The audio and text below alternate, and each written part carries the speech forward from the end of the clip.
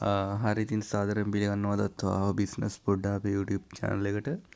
ඉතින් වෙනද වගේම අදත් කියන්නේ ඕගොල්ලොන්ට මේ විශේෂ කාරණයක්. ඒ කියන්නේ මේ බිස්නස් එකට ඔයාලගේ බිස්නස් එකට යොදා ගන්න පුළුවන් කාරණයක් වගේම මේ ව්‍යාපාරය තුළින් ඕගොල්ලොන්ගේ බිස්නස් එකට ගත යුතු දේවල් ගොඩක් තියෙනවා.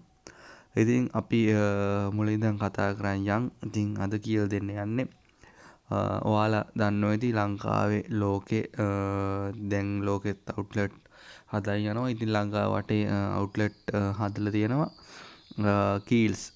කීල්ස් බ්‍රෑන්ඩ් එක හැදුනේ කොහොමද කියලා තමයි කියන්න යන්නේ. හරි ඊට කලින් කියන්න ඕන ඔයා තාමත් මම subscribe කරලා නැත්නම් subscribe කරලා notification on කරලා තියාගන්න. මොකද මම ඉස්සරහට දාන්න හදන වීඩියෝ ඔයා කරන්න ඉතින් ඉන්න business එකේ ඉන්න පුළුවන්. එහෙම නැත්නම් ඔයාලට ව්‍යාපාර වීඩියෝ වැදගත් වෙන්නත් පුළුවන්. හරි ඉතින් මේ කීල්ස් කියන්නේ අද වෙනකොට ලංකාවේ අංක 1 සුපර් මාකට් ජාලය කිව්වොත් හරි. ඉතින් මේ අංක 1 සුපර් මාකට් ජාලය ඇත්තටම මේ හැදුනේ කොහොමද කියන එක කට්ටියට ප්‍රශ්නයක් ඇති.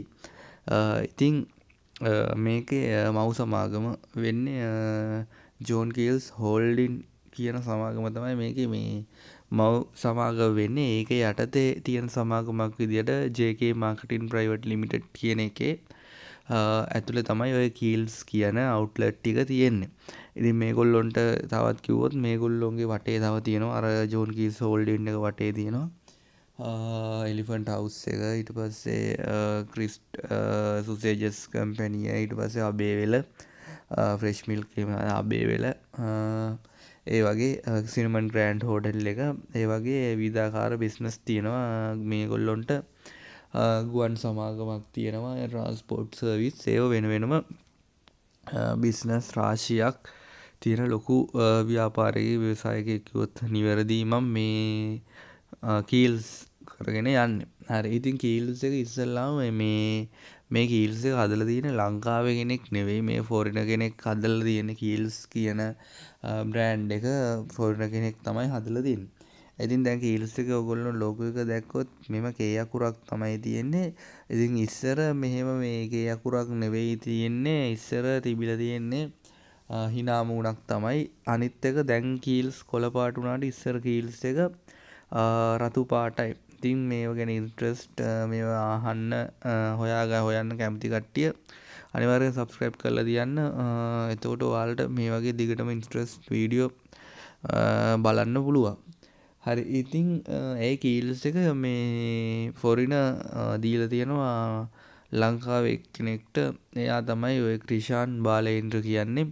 ඉතින් ක්‍රිෂාන් බාලේන්ද්‍ර අරගෙන කරගෙන යද්දි දැන් ඔය මේක තනියෙන් කරන්න පුළුවන් බිස්නස් යන්නේ. දැන් අවුට්ලට් එක ලොකු වෙනකොට අවුට්ලට් කිහිපයක් මේකේ හදාගෙන යනකොට අවුට්ලට් වැඩි වෙනකොට දැන් දැනට 132ක් තියෙනවා ලංකාව ඇතුළත. ඊට පස්සේ අපි දැන් සිංගප්පූරුව වැනි රටවල් වලත් අවුට්ලට් සිංගප්පූරු අවුට්ලට් 3ක් මේ වෙනකොට හදමින් පවතිනවා.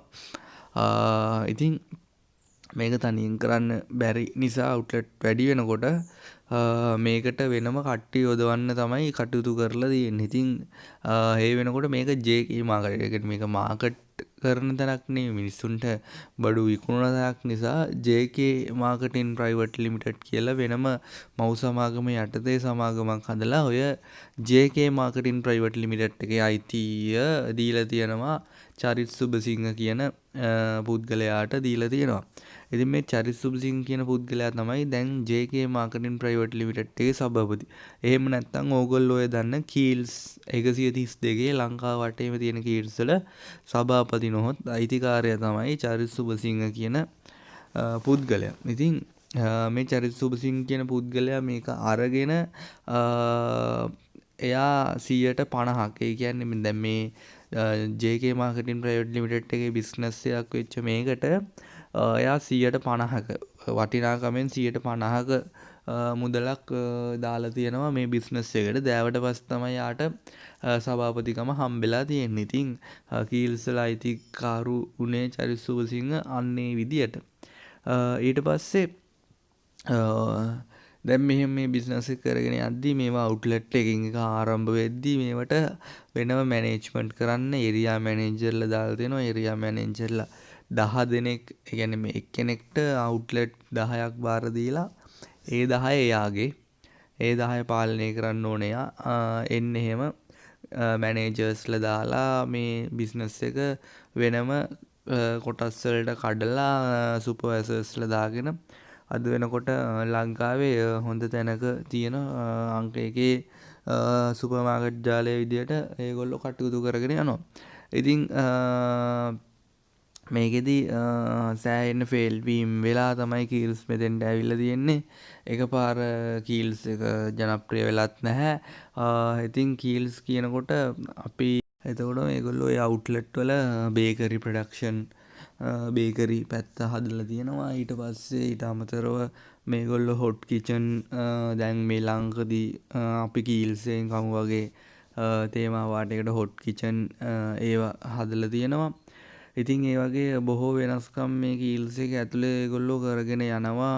ඊට පස්සේ පීට්සා ඊට පස්සේ ඔය පීට්සා ඊට පස්සේ දැන් අලුතෙන් ක්‍රිස්පි චිකන් බකට් ඒගොල්ලෝ හඳුන්වලා දීලා තියෙනවා.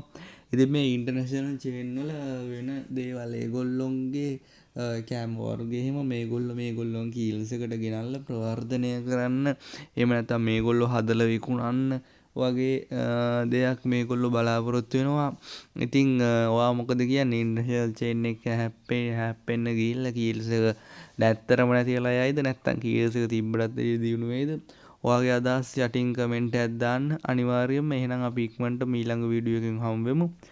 මේකේ මොකක් හරි අදහස් යෝජනා ඔයා දන්න දේවල් තියෙනම් පල්ලෙහෙන් කමෙන්ට් එකක් දාන්න. අනිත් කට්ටියත් එක්ක බෙදා ගන්න. ඊළඟට ඔයාට ඕන ව්‍යාපාර අදහස ගැන සරල කමෙන්ට් එකක් දාලා දෙන්න. මම ඉතින් ඒව ගැන ඔයගොල්ලන්ට වීඩියෝ හදලා දැනුම ගේන්න බලාපොරොත්තු වෙනවා. එහෙනම් කට්ටියටම ජය වේවා. බුදු සරණයි.